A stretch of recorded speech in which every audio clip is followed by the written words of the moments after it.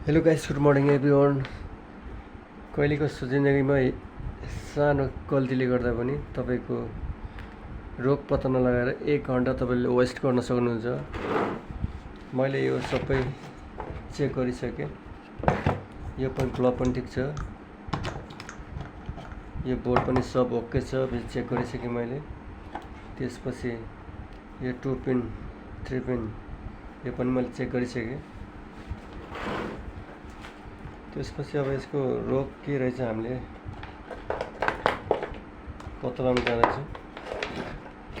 सानो गल्तीले गर्दा तपाईँको घन्टौँ तपाईँको टाइम वेस्ट गर्न सक्छ। त्यसको लागि तपाईँले पहिला यो अटो सेन्सर लिनुपर्छ तपाईँले। यसको अब हामी यसलाई प्लगलाई जोडेर हेर्दैछौँ।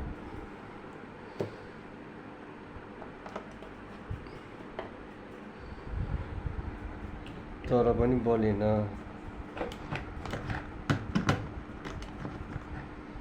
अब यसको लागि हामी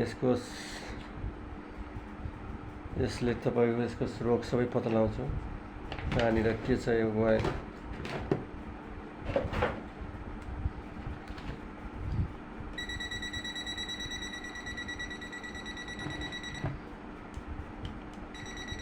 तपाईँको यहाँसम्म लाइन आइरहेछ, यहाँसम्म लाइन ओके छ, तर बलिन।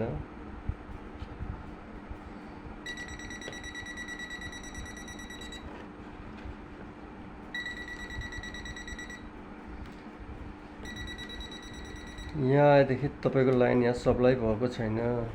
यसको मतलब यहाँसम्म लाइन छ, करेन्ट छ, यहाँबाट आएपछि डिस्कनेक्ट।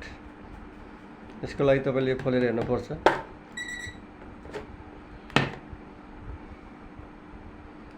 यसको लागि हामी यो खोलेर हेर्दैछौँ।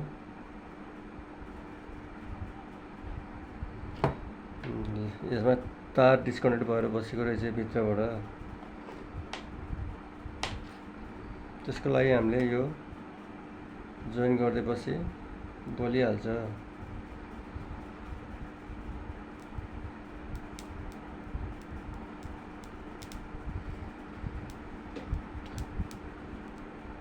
यसको लागि तपाईँले अनुभव छैन भने, तपाईँले एक्सपिरियन्स छैन भने तपाईँले हातले जोड्न सक्नुहुन्न।